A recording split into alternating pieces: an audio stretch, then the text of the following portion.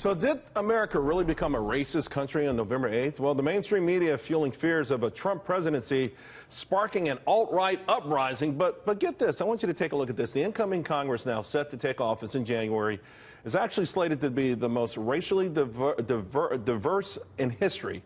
A record number of blacks, Hispanics, Asian Americans. Here to help us break it all down, Rob Taub, Guy Benson, and Deneen Borelli. Deneen, I'll start with you. There's a photo floating around with Mike Pence and some people on Capitol Hill. It's all white folks. Harry Reid's guy just tweeted it out. This is the white nationalist Trump administration. I mean, these guys are laying it on thick. And why are they doing that, Charles? Because the voter turnout for Hillary Clinton with this past election was not what they expected. When you look at the blue-collar union workers, they supported Donald Trump, especially in the key battleground states.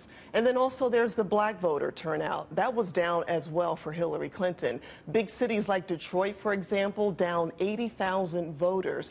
And Donald Trump gained something like 13,000 votes, I believe, for Michigan. So right.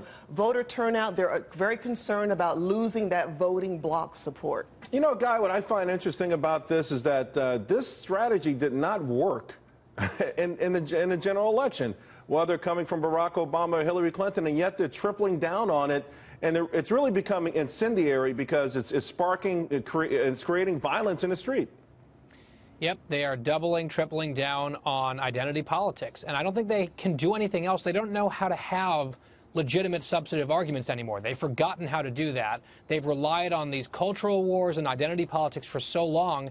That's the corner they've painted themselves into. And the idea that America suddenly became racist last week is preposterous. Donald Trump outperformed Mitt Romney among African-American voters. He outperformed Mitt Romney slightly among Latino voters, definitely outperformed him among Asian American voters as well. And, I mean, so those numbers, I think, speak for themselves. And also, the New York Times has actually done a breakdown on this.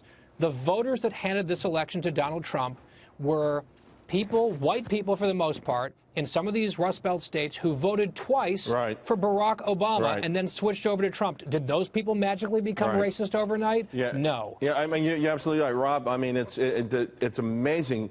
Counties that voted overwhelmingly for Barack Obama twice voted overwhelmingly for Donald Trump.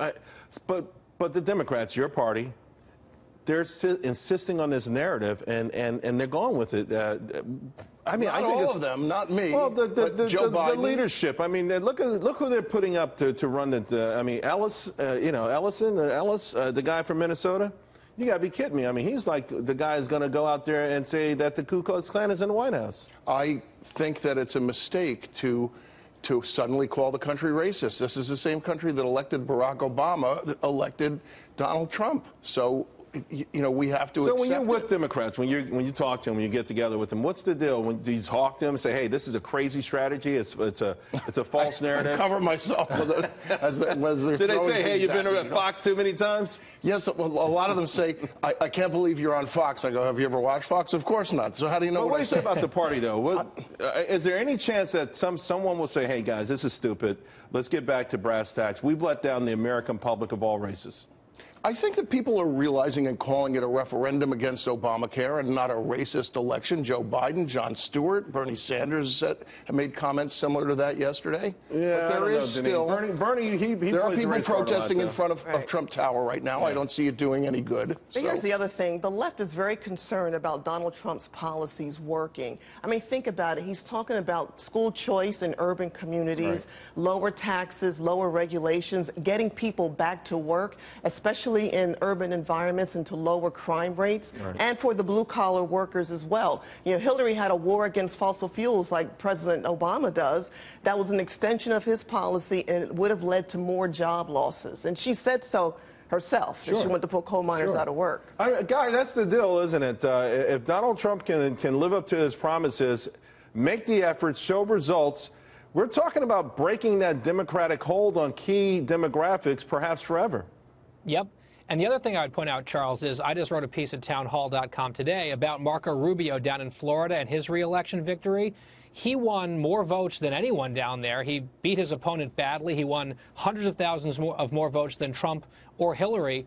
He won about half of the Hispanic vote in Florida. He won 1 out of every 4 black men who voted. I mean, there are some inroads that other Republicans have made into these communities, and the Democrats want to, what, shrug that all off as sort of irrelevant in a white nationalist party? It's silly, and it's destructive and toxic, too. Yeah, Rob, I mean, again, I just... it's worked for them, politics of envy, politics of division, identity politics. I think that playbook is out. I think the American public in general would love to see one giant wave of opportunity sweep across all of us. Well, the Republican Party was in trouble, and Donald Trump became their savior, even though he hadn't really been a Republican. And the Democrats are going to have to take a good, close look at themselves and figure out a way to reinvent the party. Yeah, well, first of all, they've got to look in the mirror and be honest with themselves. So far, that hasn't happened. Guys, thank you all very much.